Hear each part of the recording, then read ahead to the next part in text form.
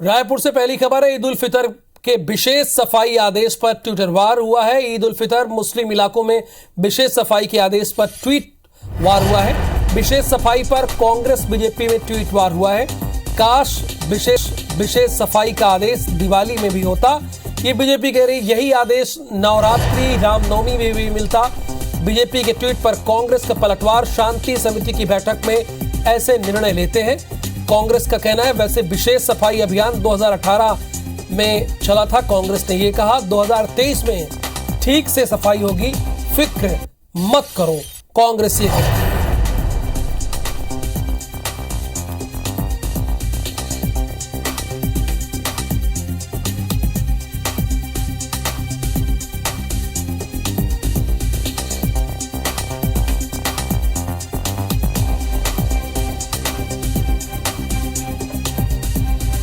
तो देखिए इसे किस तरह से राजनीति से जोड़ दिया गया है।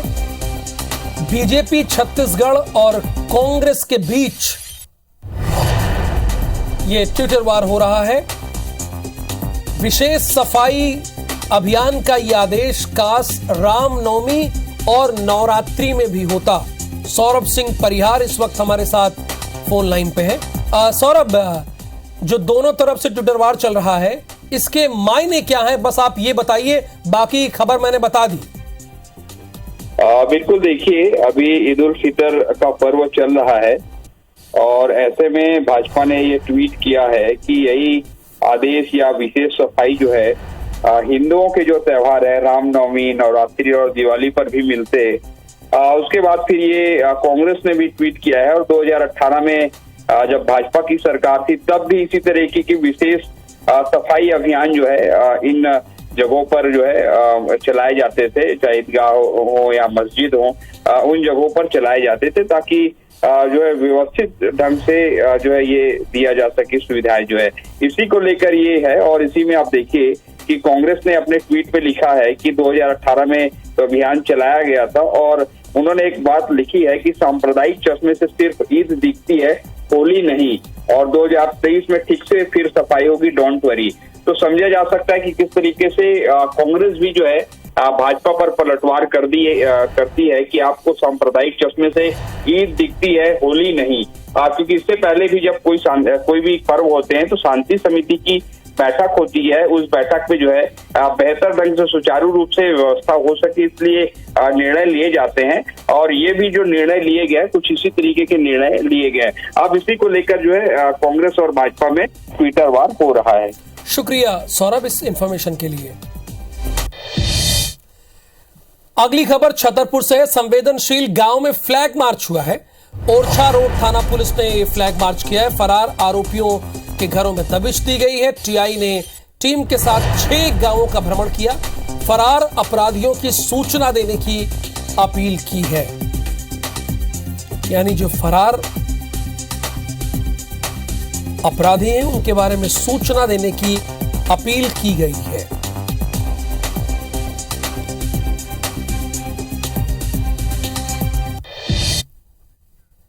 मुख्यमंत्री शिवराज सिंह चौहान सिवनी जिले के केवलारी में आयोजित लाडली बहना महासम्मेलन में शामिल हुए। इस दौरान मुख्यमंत्री ने लाडली बहना योजना के सम्मान में गीत गाया और बहनों से संवाद किया।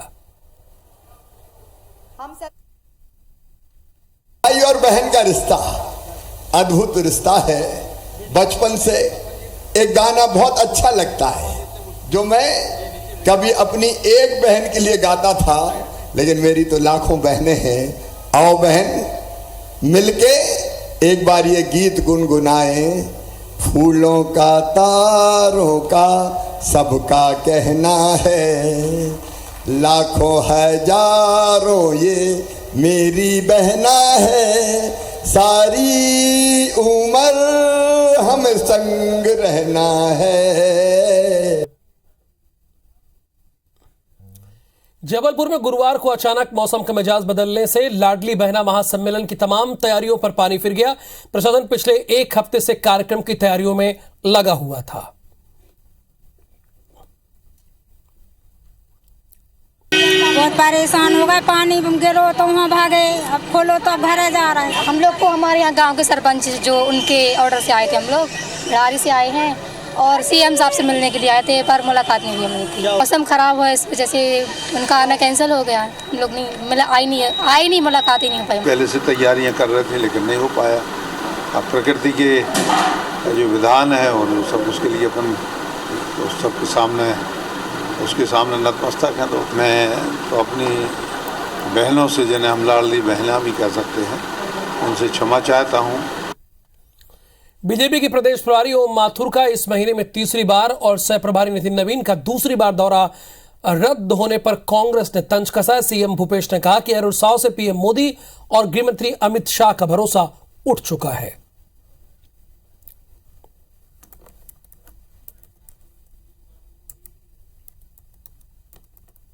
देखिए, भारतीय जनता पार्टी छत्तीसगढ़ में हताशा के दौर से गुजर रही है। भारतीय जनता पार्टी को कुछ छत्तीसगढ़ में सूझ नहीं रहे और बस्तर में मुझे लगता है कि बस्तर में चाहे वो माथुर साहब आए या आपने देखा होगा नड्डा साहब भी आए थे बस्तर में, गृह मंत्री अमित शाह साहब भी आए थे, मगर उनको कहीं नहीं दिखता कि बस्तर से कुछ संभावनाएं उनको नहीं दिख रही है। इसीलिए बार बार उनका कार्यक्रम बस्तर में उनका पोस्टपोन हो रहा है। कांग्रेस को अहंकार और घमंड है और अपनी पार्टी को झांक कर देखें कि जहां पर प्रवक्ता के लिए जो है उनको ढूंढना पड़ रहा है टार्च लेके, उनको कोई आदमी नहीं मिल रहा है कि जो सरकार की बात को रखे। इसके अंदर में प्रभारी, सह प्रभारी, संगठन मंत्री, हमारे प्रदेश अध्यक्ष, सारे नेता मिलकर जो है सतत दौरा करते हैं और बारहमासी दौरा चलता है हमारा केवल चुनाव के लिए नहीं है।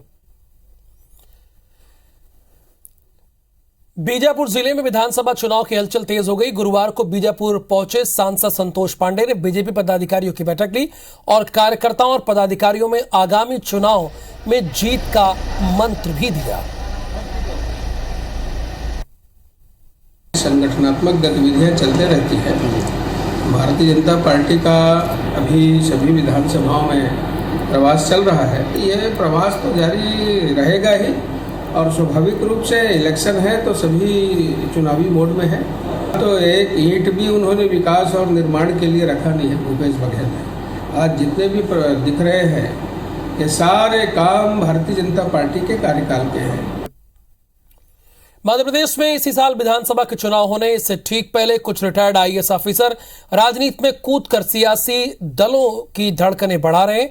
परिवर्तन पार्टी बना चुके रिटायर्ड आईएएस वरद मूर्ति मिश्र के बाद अब जाने माने लेखक और retired IAS officer Bhaskar Rao Rokade चर्चा में है। भास्कर राव ने 2018 में कांग्रेस के लिए चुनावी प्लान तैयार किया था।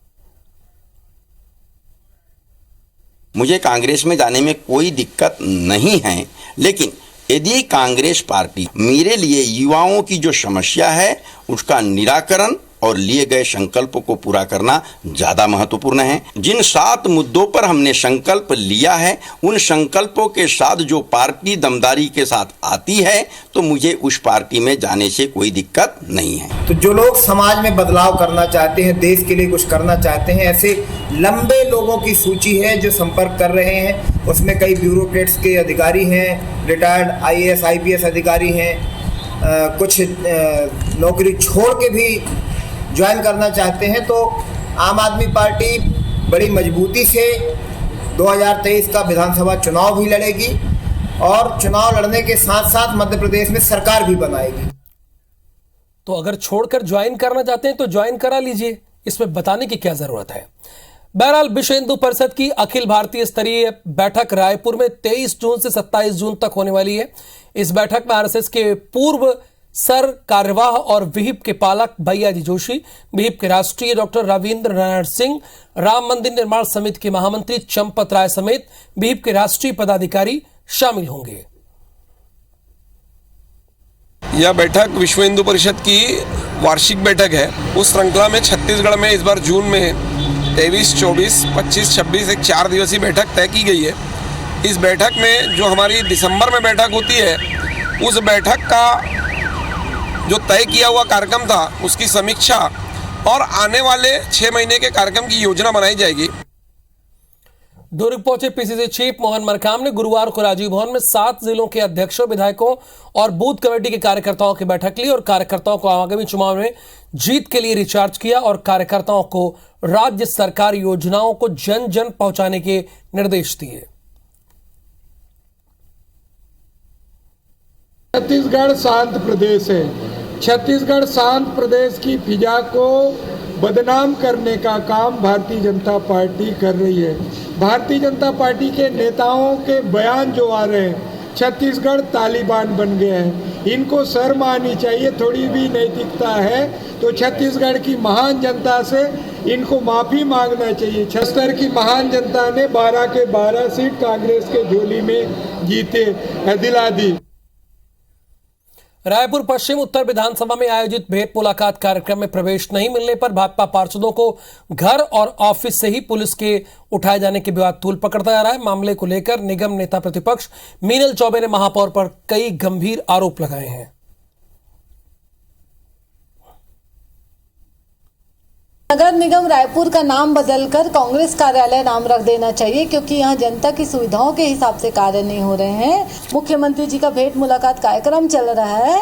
जब हमारे पार्षद उसमें शांति प्रिय तरीके से मुख्यमंत्री जी से भेंट करना चाहे तो उनको पुलिस प्रशासन के द्वारा बर्बरता पूर्वक उनके साथ कार्यवाही की गई। सबसे ज़्यादा अगर कहीं पर काम हुआ याद हुआ तो जो इन्हीं की 6 नंबर जोन की हैं क्या साहू मैडम, 4.5-5 करोड़ रुपए का काम हुआ है।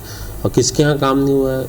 क्या सूर्यकांत भैया का काम नहीं हो रहा है? क्या मीनल भाभी का काम? सबके यहाँ काम हो रहा है। और कांग्रेसीकरण की कोई बात नहीं है, हर वार्ड के उसमें काम हो रहे हैं। अब मध्य प्रदेश के बहुचर्चित पैरामेडिकल छात्रवृत्ति घोटाले के मामले में हाईकोर्ट की ओर से 25,000 रुपए का जुर्माना लगाए जाने के बाद आखिरकार राज्य सरकार हाईकोर्ट में अपना जवाब पेश किया। सुनवाई के दौरान राज्य सरकार की ओर से कहा गया कि छात्रवृत्ति घोटाले की 24 करोड़ रुपए की राशि आरोपी कॉलेज प्रबंधक से वसूली जानी है।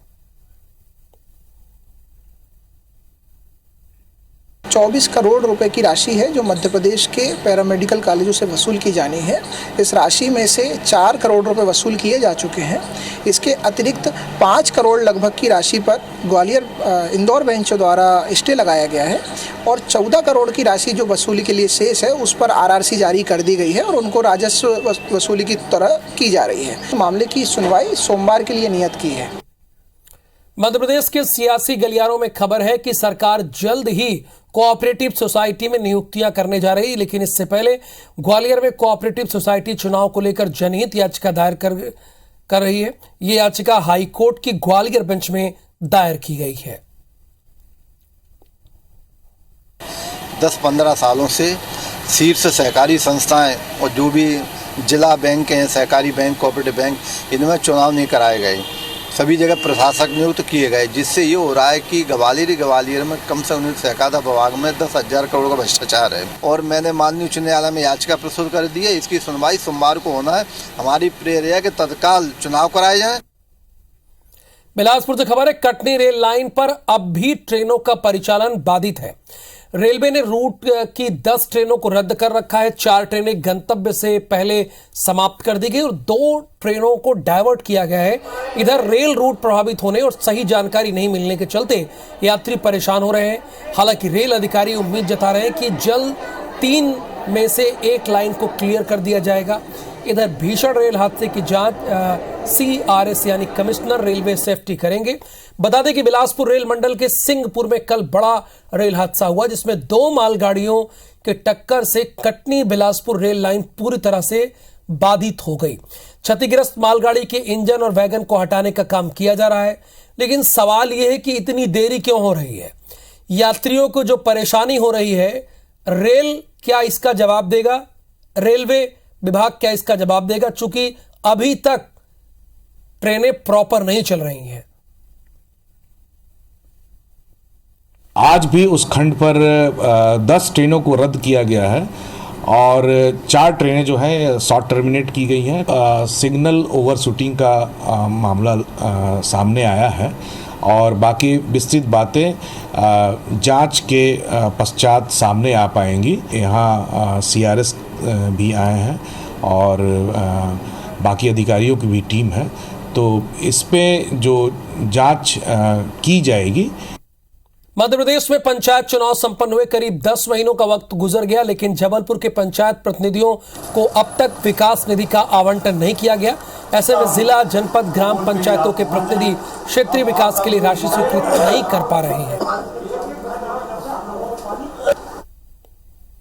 जनपद सदस्यों को, जिला पंचायत सदस्यों को या सरपंचों को अभी कोई काम करने नहीं मिला। 10 महीने हो गए उनको, लेकिन छोटे छोटे गाँव के काम जो आवश्यकताएं होती हैं उनको वो बेचारे पूर्ति नहीं कर पा रहे हैं। आदरणीय प्रभारी मंत्री जी से बात की। सरपंचों के वेतन है, पंचों के मानदेय भी हैं, बैठकों के और भी अनेकों प्रकार के जो हमारे नियम बने हैं। फिर जनपद सदस्यों के वेतन हैं, जिला पंचायत सदस्यों के वेतन हैं, या फिर उनको काम करने के लिए जो 1 करोड़ 2 करोड़ रुपये दिया जाता है। तो ये राशि रिलीज हुई, कितनी हुई, कि सीएम साहब से चर्चा करके और विभाग के मंत्री जो है महेंद्र सिंह सिसोदिया जो उनसे चर्चा करें तो मैं इसको काम को करूँगा, आपकी बात पहुँचा दूँगा। लंबे इंतजार के बाद एक बार फिर बिलासपुर में अमृत मिशन के तहत पानी सप्लाई की उम्मीदें बढ़ी। इसके पीछे वजह है ट्रीटमेंट प्लांट की टेस्टिंग शुरू होना। पानी की व्यवस्था को लेकर के अमृत मिशन का कार्य भी जो है पूर्ण हो गया है। मैं आपके माध्यम से बताना चाहूँगा, कल खूटा घाट से पानी जो है वाटर ट्रीटमेंट प्लांट में प्राप्त हुआ था, उसकी टेस्टिंग भी चल रही है और ये भी हम शीघ्र ही ऑपरेशनल कर देंगे। तो पानी की समस्या का इस बार जो है किसी भी प्रकार का प्रॉब्लम नहीं रहेगी। निश्चित तौर पर टैंकर फ्री शहर हमारा लक्ष्य है। इसमें कुछ नवीन ग्राम पंचायत क्षेत्र भी हमारे साथ में जुड़े हैं। जबलपुर नगर निगम सालों से कबाड़ में तब्दील हो चुकी सिटी बसों में रैन बसेरा खोलने जा रही है। साथ ही इन बसों में नर्मदा के तट पर आने वाले महिला श्रद्धालुओं के लिए चेंजिंग रूम भी बनाए जा रहे हैं।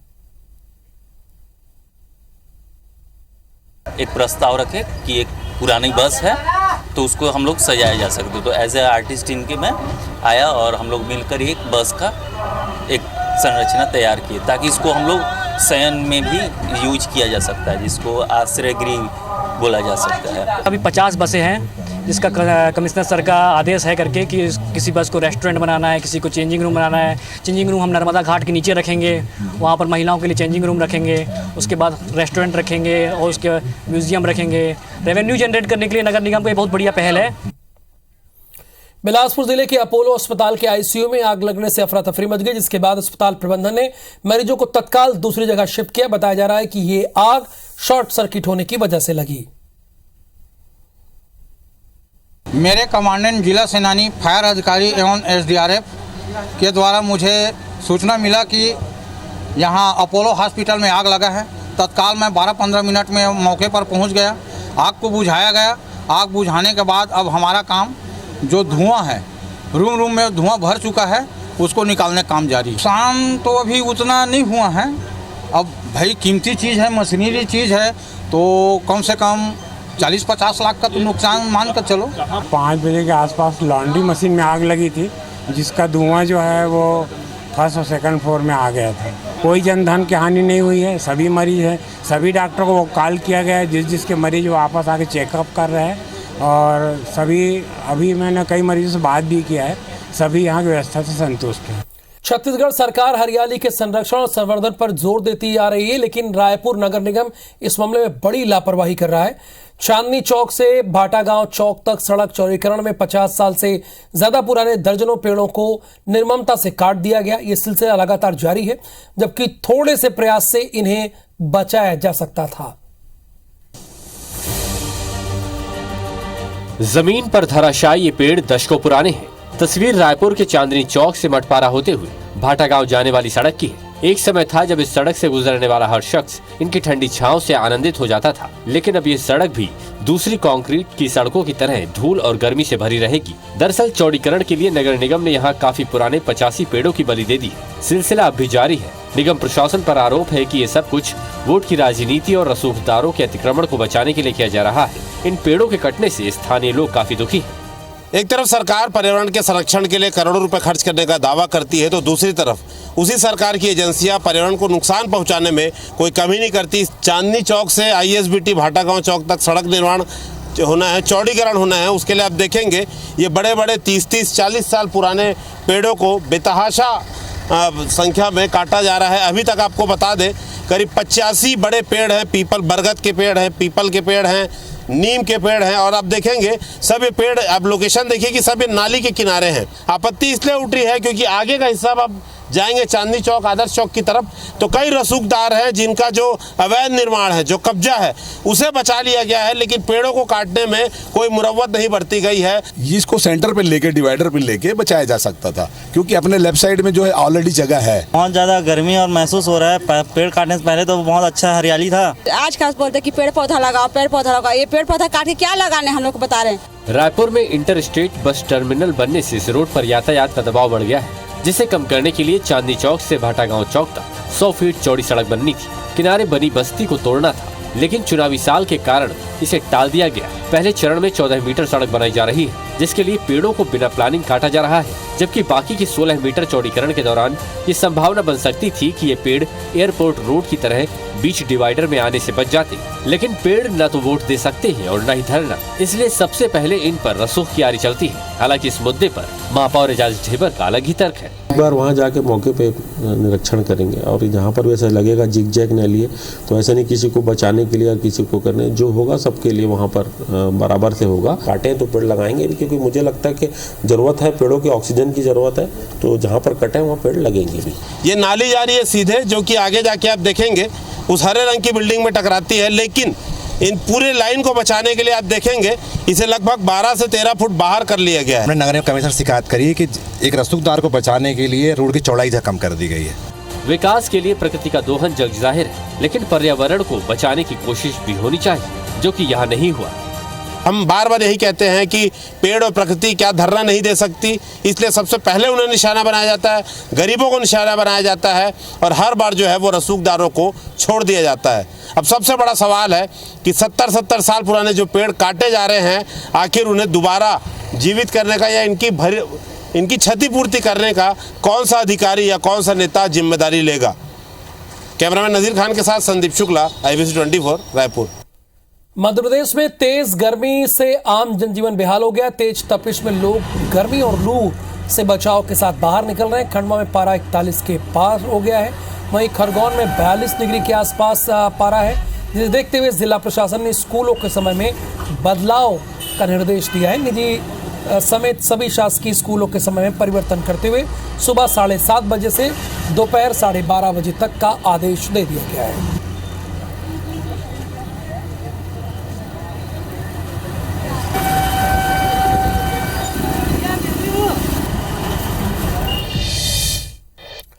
इंदौर में एक्टर गौतम गुलाटी और प्रिंस नरूला अपने टीवी शो रोडीज के 19वें सीजन का प्रमोशन करने के लिए पहुंचे हैं।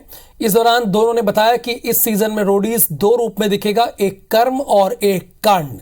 तो सीजन में इसका कैसा मिश्रण देखने को मिलेगा, इसकी जानकारी ली है हमारी संवाददाता निहारिका शर्मा ने।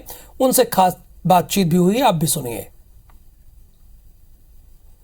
इंडिया पे टेलीकास्ट होने वाला, इंडिया MTV में टेलीकास्ट होने वाला सबसे बड़ा जो शो है वो है रोडीज़। और रोडीज़ एक रियलिटी शो है, और उस शो को जो मेंटोर कर रहे हैं आज, वो मेंटोर से हम आप लोगों को मिलाना चाह रहे हैं। उन्हीं में से एक मेंटोर है हमारे साथ इस समय, Gautam sir. So sir, Roadies जो है वो आप लोग एक बार फिर से लेकर आ चुके हैं। 19 साल से ये जो शो है ये टेलीकास्ट हो रहा है, अब एक बार फिर आप लोग ये लेकर आए हैं। कुछ नया हमें देखने को मिलेगा इस बार? हाँ जी, मैं खुद नया हूँ वैसे इस शो में, बाय द वे मैं नहीं लेके आ रहा हूँ, बट मैं खुद नया हूँ। और मेरा MTV के साथ पहले मैंने काम किया हुआ है, बट इस बार मुझे ऐसा लगा कि शो को ज्वाइन करना चाहिए, क्योंकि शो का थीम बहुत अच्छा है, कर्म या फिर कांड। एंड सोनू सूद जी हैं इसमें, रिया चक्रवर्ती है, प्रिंस है, और इसमें मैं हूँ। सो हम लोग थोड़ा कांड की तरफ हैं। तो इसमें बेसिकली जो भी गेम होगी इस बार बहुत हम लोग रियल रखने वाले हैं, ताकि जितने भी व्यूअर्स हैं वो हमारा शो देख के बहुत एंटरटेन्ड हो। और आपके इंदौर से भी हमारी पूरी कोशिश है कि अच्छे कंटेस्टेंट्स को हम लोग अपने शो में लेके जाएं। तो गौतम सर ने तो बता दिया है कि क्या कुछ खास हम लोगों को शो में देखने को मिलेगा। अब हम चलते हैं प्रिंस नरूला जी के पास और उनसे जानेंगे कि रोडीज़ में वो भी कांड की तरफ है, तो क्या कुछ कांड जो है वो लोगों को दिखाने के लिए लेकर आ रहे हैं। सर, आप लोग इंदौर आए हैं, तो जाहिर सी बात है इंदौर से आप लोगों को काफ़ी कुछ एक्सपेक्टेशंस होंगी, जिसके चलते आप लोग इंदौर आए हैं। 4 जगह पर आप लोग जो है ऑडिशंस कर रहे हैं, उनमें से एक इंदौर है, तो इंदौर के लिए भी बहुत बड़ी बात है। इंदौर के लिए अगर हम एक्सपेक्टेशंस की बात करें तो आप लोग क्या एक्सपेक्ट करके आए? ऐसा कुछ नहीं होता, हमें हमेशा होता कि एक तो अच्छा इंसान हो, सच्चा इंसान हो, कॉन्फिडेंस हो, टैलेंट हो उसके अंदर, और सिचुएशन को हैंडल करना जानता हो। और अगर वो शो में आए तो ऐसा एटलीस्ट ऐसा हो कि वो लोगों को इंस्पायर कर पाए और मोटिवेट कर पाए। That's it. हमने दोनों जो मेंटोर्स थे यहाँ पर, प्रिंस सर और गौतम सर, दोनों से बात कर ली और दोनों से जाना कि रोडीज जो 19 साल बाद चलता आ रहा है आज तक और अब जो आने वाला है उसमें क्या कुछ नया देखने को मिलेगा। उन्होंने हमें बताया कि कांड और कर्म, इस बार दो नई चीज़ आ रही है लेकर, एक पॉजिटिव एक नेगेटिव, तो उसका जो मिक्सचर होगा वो हमें कैसे देखने को मिलेगा ये थोड़े ही दिन में आप लोग अपनी अपनी टेलीविजन पर देख पाएंगे। कैमरा पर्सन संतोष जाटवन के साथ मैं निहारिका शर्मा, IBC 24 इंदौर। और इस खबर के साथ सिटी लाइट के इस बुलेटिन में फिलहाल के लिए इतना ही। आप बने रहिए IBC 24 के साथ।